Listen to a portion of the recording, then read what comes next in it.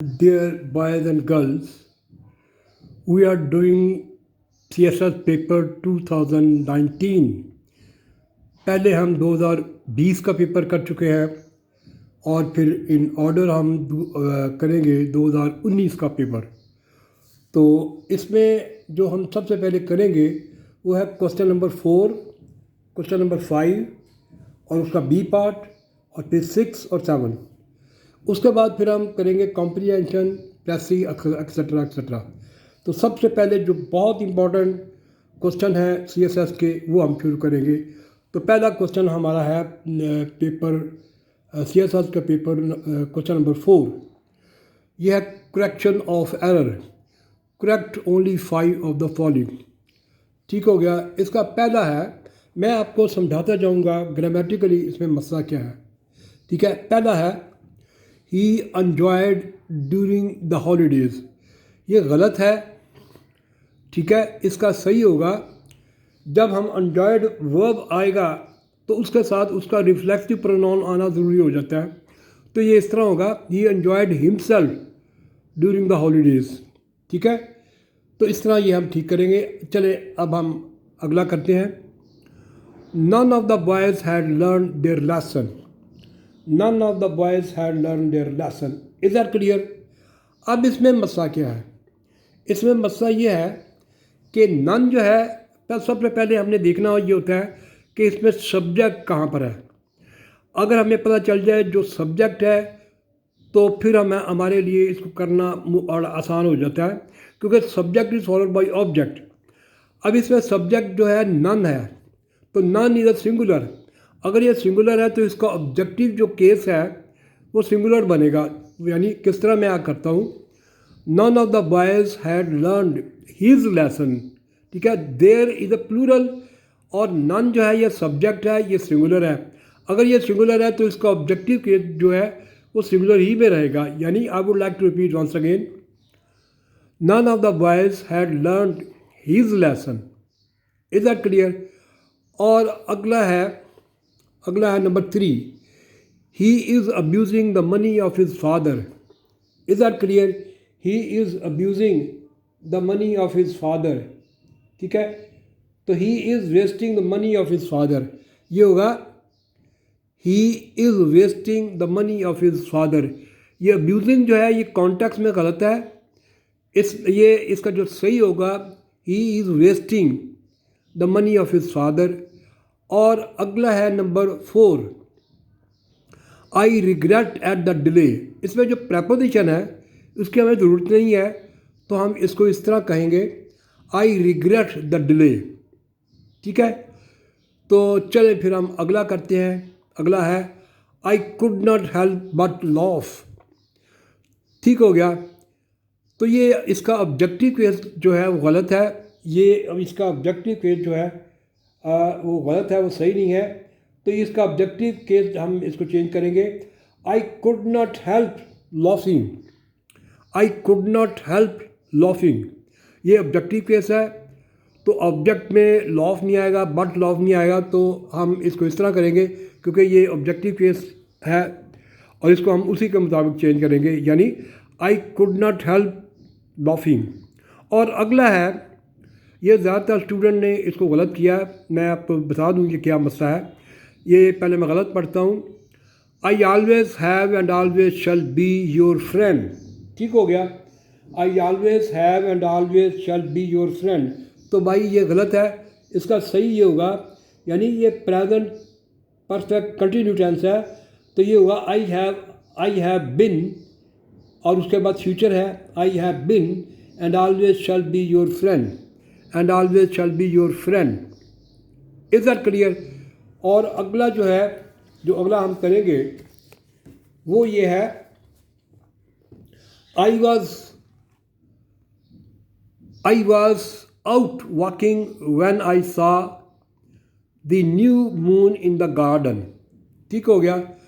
तो ये होगा, while I was walking out in the garden, I saw the new moon. I would like to repeat once again, मैं दोबारा इसको repeat करता हूँ।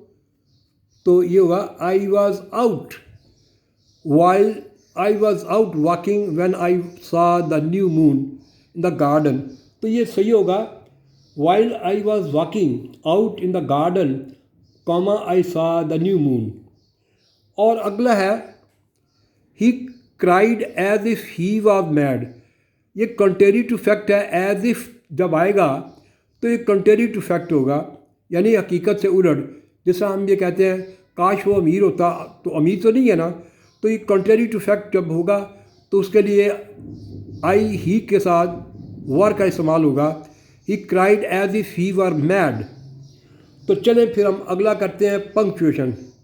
अब हम पंक्चुएशन की तरफ आएंगे। तो ये बड़ा सिंपल है, ये मुश्किल नहीं है। इसको अगर आप मुश्किल बना दें तो दैट्स अनदर इशू। तो बहुत सिंपल है, punctuate the following text comma with necessary. ठीक है, मैं इसको पढ़ता जाता हूँ, आप गौर से तो देखिएगा। मैं शुरू करता हूँ। ए जो है वो स्टार्ट में ये गलत है, पहला वर्ड बड़ा होता है। मैं पढ़ता हूँ, आप गौर से देखिएगा। A hungry lion slipped out of the forest into a barnyard one evening, full stop, when he saw a plump donkey, his mouth began to water. ठीक हो गया, his mouth began to water. ठीक, अब मैं दोबारा I would like to speak once again. A hungry lion slipped out of the forest into a barnyard one evening, full stop, when he saw a plump donkey, comma, his mouth began to water, full stop यहाँ पर आएगा। full stop जब आएगा तो फिर पहला word जो है वो बड़ा होता है। but just as he was ready to jump on the donkey, comma, a rooster crowed, full stop, he was frightened, comma, and so turned away into the forest again. अब यहाँ फुल स्टॉप के बाद comma inverted comma शुरू। Hey comma look at that cowardly lion comma comma inverted comma close the donkey brayed to the rooster full stop, फिर comma inverted comma शुरू। I am going to chase him full stop comma inverted comma close. And the donkey ran after the lion, full stop, और comma inverted comma शुरू, wait और comma inverted comma close, the rooster shouted, comma, और उसके बाद comma inverted comma शुरू, you don't know that, comma, और comma inverted comma close, but it was too late, full stop, the lion had turned and killed the donkey, full stop, और फिर comma inverted comma शुरू, comma, my poor, comma, stupid friend, comma, और comma inverted comma close, the rooster said as he watched the lion eating the donkey, full stop, और फिर comma inverted comma शुरू, the lion wasn't afraid of you, comma, but of my crowing, full stop, comma inverted comma close। तो ये था हमारा punctuation. अब हम आएंगे प्रपोजिशन। ये प्रपोजिशन ये थोड़ी सी इम्पॉर्टेंट होती है, मुश्किल भी होती है, क्योंकि आप जब ऐसे लिखोगे 3000 वर्ड का, आपने पंक्चुएशन का ज़्यादा ख्याल रखना है, ग्रामर का ख्याल ज़्यादा रखना है। तो अब हम करते हैं ये अगला क्वेश्चन, यानी ये क्वेश्चन है रीराइट, बी है 5वें का B. Rewrite the following sentence only 5 after filling in the blank. Prepositions. Preposition आपने करनी है, तो आप इसको गौर से देखिएगा, मैं करता हूँ, अब गौर से सुनिएगा। What time do we arrive? Time arrive at आएगा, at our destination. Destination की जब हम बात करेंगे तो छोटी जगह है तो at आएगा, जो मूवमेंट की भी बात है। और अगला है वी आर फ्लाइंग और dash some rough weather comma inverted comma semicolon please fasten your seat belt. अब ये होगा वी आर फ्लाइंग थ्रू, ये प्रपोजिशन थ्रू आएगा, और अगला है इट इज़ वार्मिंग अप, ठीक है, it is warming up by noon, ये प्रपोजिशन बाई आएगा, by noon we should be able to go to swimming and thing like that, ठीक है। और अगला है my parents are not responsible, ये प्रपोजिशन आएगी for, my parents are not responsible for my action. और अगला है this pan is for cooking omelette. और अगला है dash poor attendance comma this course is being cancelled, तो ये आएगा for poor attendance comma the course is being cancelled. और अगला है the police took the man in for questioning, the police took the man in for questioning.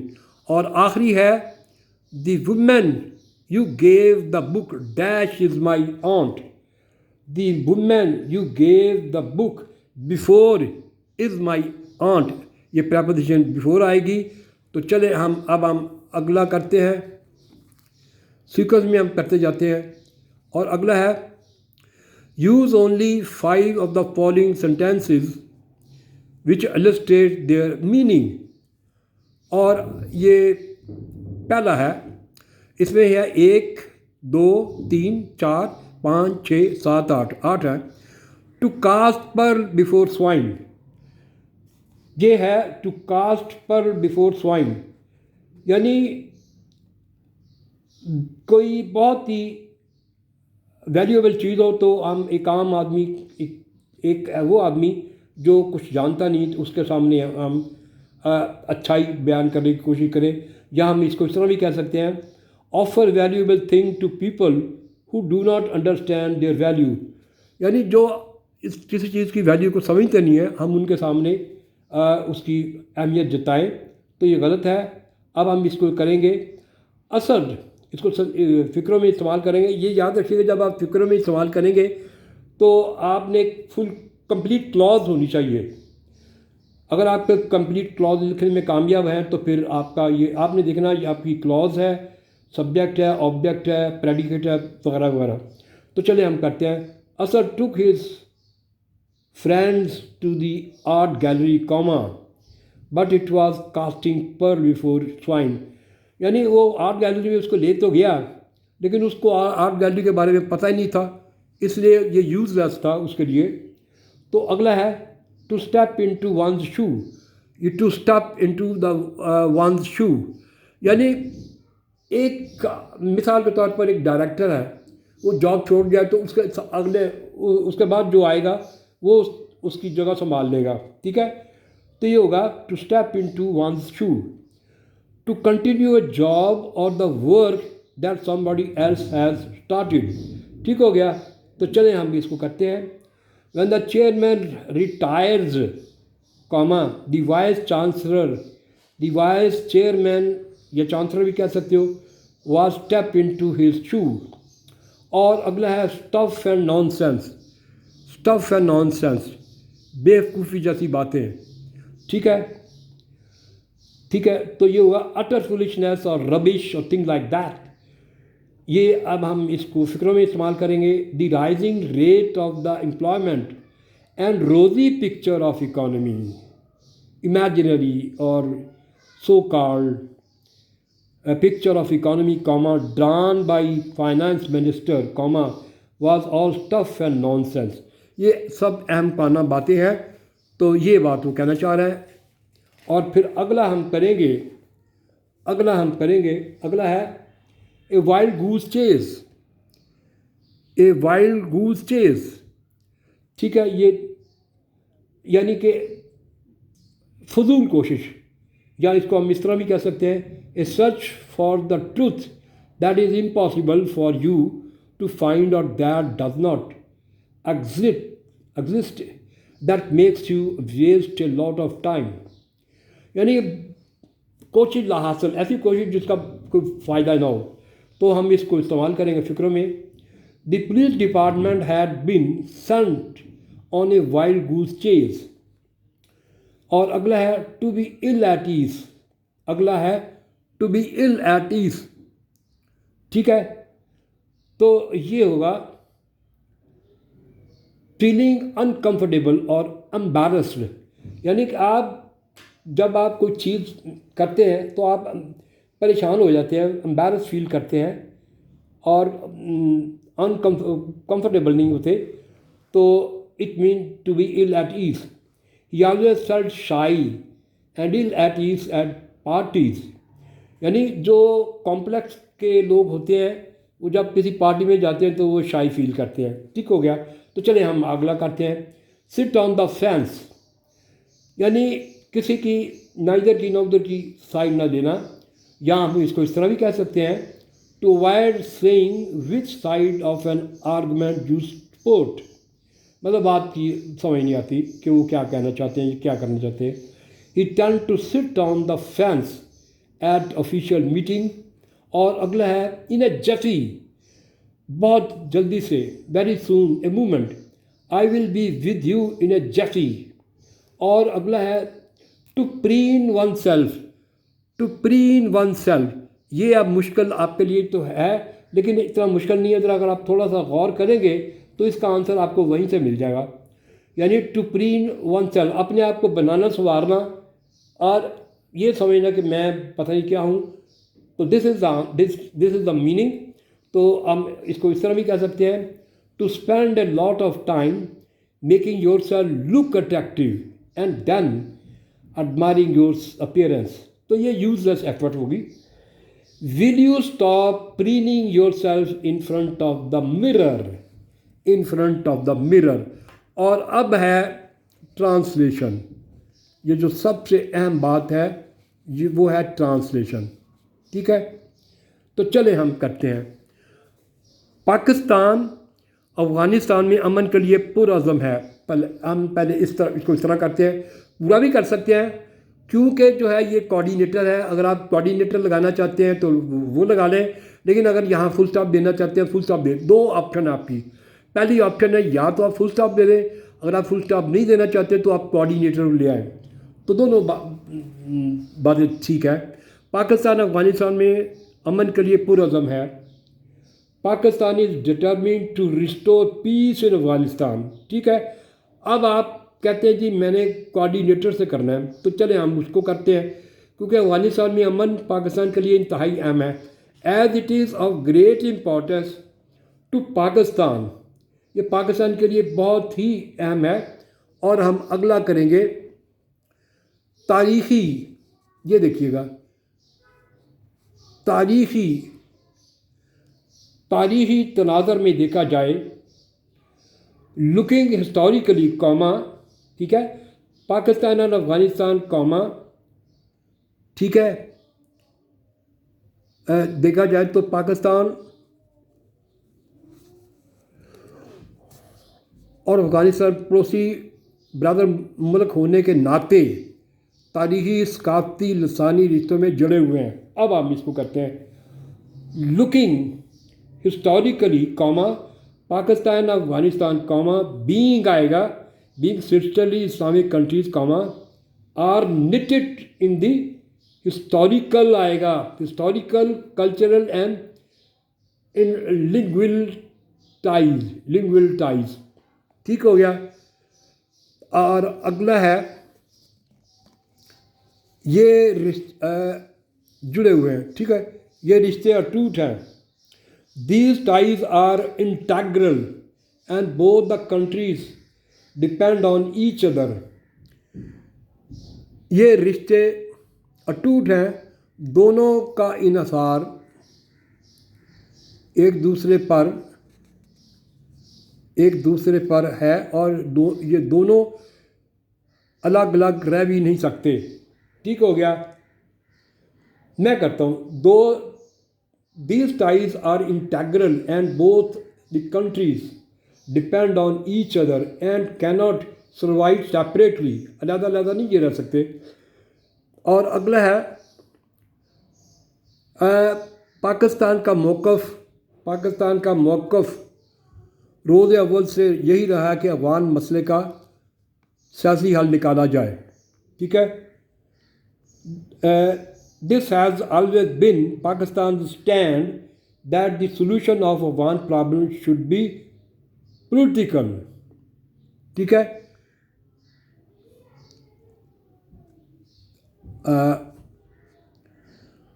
इस मौक़िफ़ की हमायत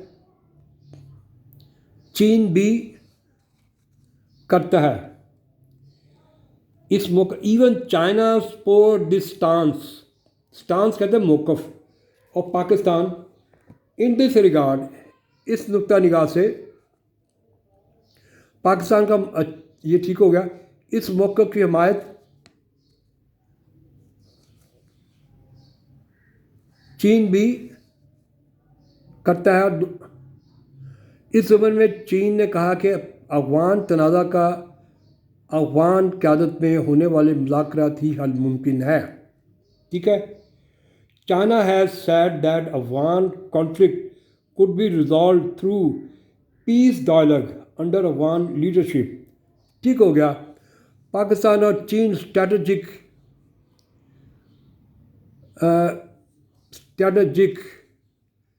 शराकत दारी के लिए अफ़गान तनाज़ा को मुज़ाकरात के ज़रिए हल करने में अपना किरदार अदा करेंगे। तो ये होगा Pakistan and China will play the role to resolve the issue as strategic partner. तो ये थी ट्रांसलेशन। तो हमने जो है 5 क्वेश्चन किए हैं, यानी 4, क्वेश्चन नंबर 4, क्वेश्चन नंबर 5, ठीक है। ये देखें, क्वेश्चन नंबर 4 पहला, क्वेश्चन नंबर 5 ए, क्वेश्चन नंबर 5 बी, और क्वेश्चन नंबर 6 और क्वेश्चन नंबर 7। ये हमने आधे से ज़्यादा पेपर को कर लिया है। बाकी जो रह गया है कॉम्प्रीहेंशन और प्रेसिस। और इसके अलावा एक और चीज़, जो पहला क्वेश्चन है एंटोनिम एंड सिनोनिम, वो भी हम करते हैं, ठीक हो गया।